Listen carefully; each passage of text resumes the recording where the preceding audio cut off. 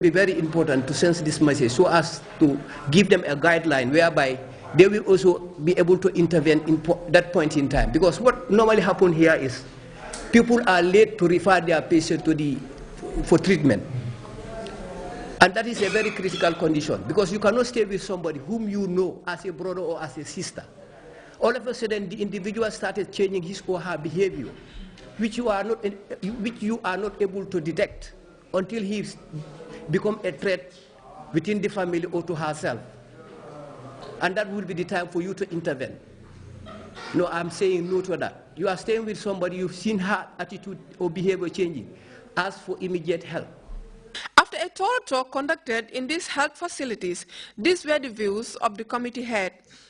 We have already seen 6 facilities from the Greater Banjul area and also the West Coast region, and we'll be moving out to Buyam to visit the Suleiman Junkung's hospital tomorrow.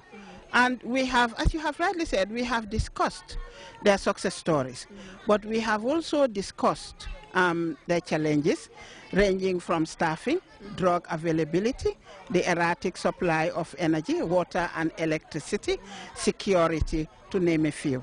And we hope, upon the conclusion of the tour, to do a report which will be laid in Parliament and submitted to the Line Ministry with our recommendations for action.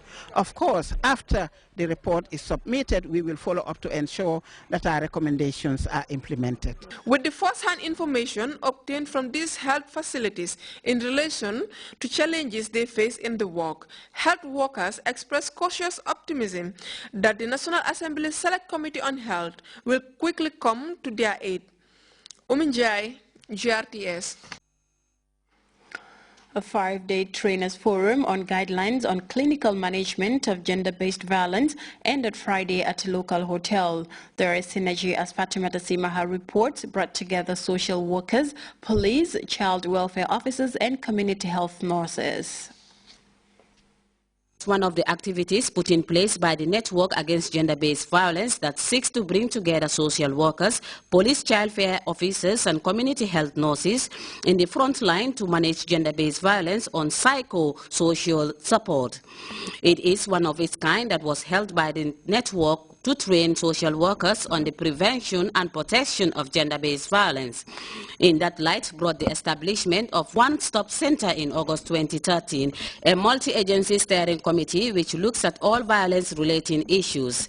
Speaking at the closing ceremony, the Deputy Director of Social Welfare, Falu Sow, who is also the lead facilitator, said this training will build the capacity and strengthen the existing partnership between the social workers and the network. So that they are not only able to identify cases of gender-based violence, but when identified, they will be able to ensure that they respond, especially by giving psychosocial support to those people.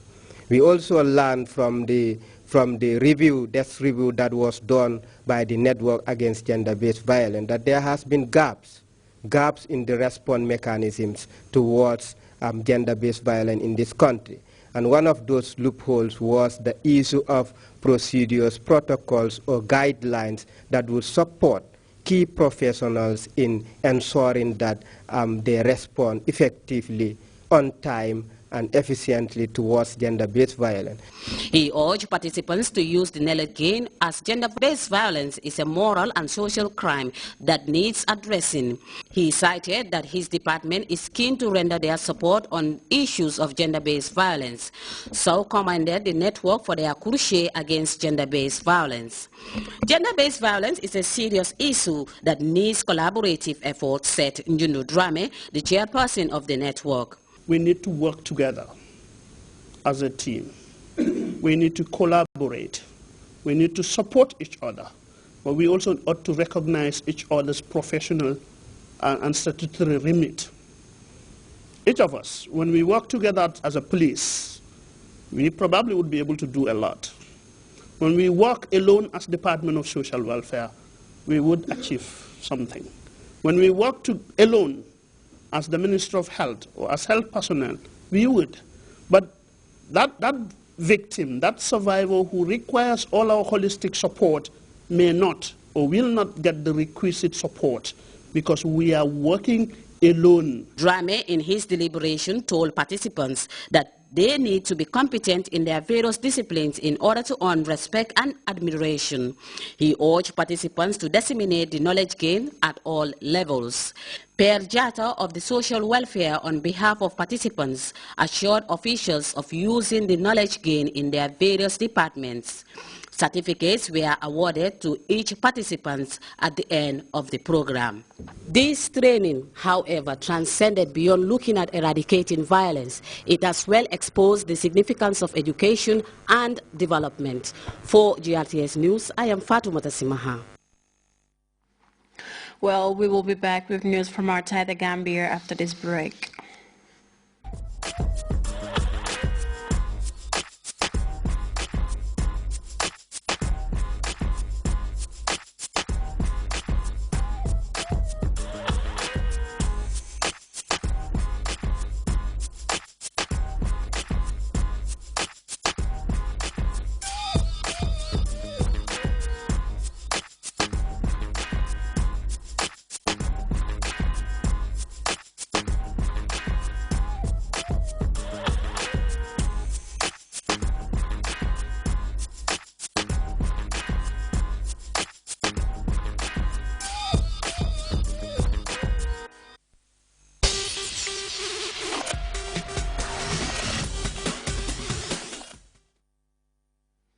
Welcome back.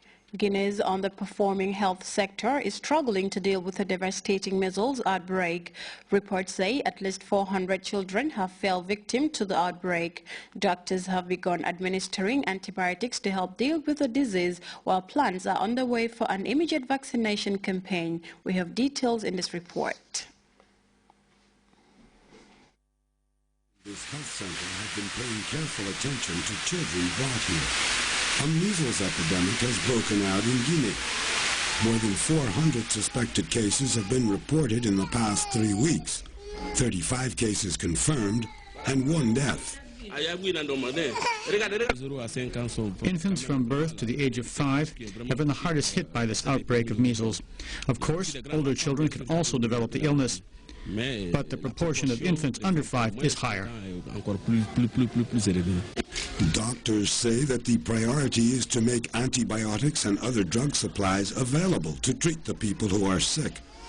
They also want to inform parents of the obvious signs of measles and of the need to see a doctor at the slightest doubt. Symptoms include fever, swollen glands and red eyes, and spots on the skin. Parents who notice these symptoms should take their children to a health center immediately. Doctors and associations are calling for an immediate organized vaccination campaign to bring a halt to the epidemic. The vaccination costs about 1,000 Guinean francs, or about 10 euro cents. The African Union has agreed to put in place a rapid reaction force to deal with conflicts on the continent. The disclosure was made at the ongoing summit in Addis Ababa in Ethiopia. The continental body has also decided on sending observers to South Sudan to monitor the ceasefire in the war-torn country. We have details in this report.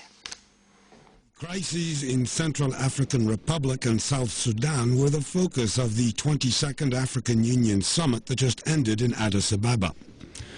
The AU decided to put into place an emergency rapid reaction force with a mission to intervene in conflicts on the continent. Some 10 countries promised to put troops at the disposition of the African Union to react more quickly to a crisis situation. The AU also decided to send observers to South Sudan to help maintain the respect of a ceasefire signed by both sides, but violated regularly. We need to make sure that it holds, because there is no other answer than a political solution. No military solution will work. So we think that everybody, international community, the region, ourselves, we work towards making sure that the ceasefire holds, and then honest negotiations begin. On the subject of Central African Republic, the AU said it could still transfer its mission forces into a United Nations force if the situation worsens. But such a move would take at least 6 months, while the priority is still to protect the civilian population. We are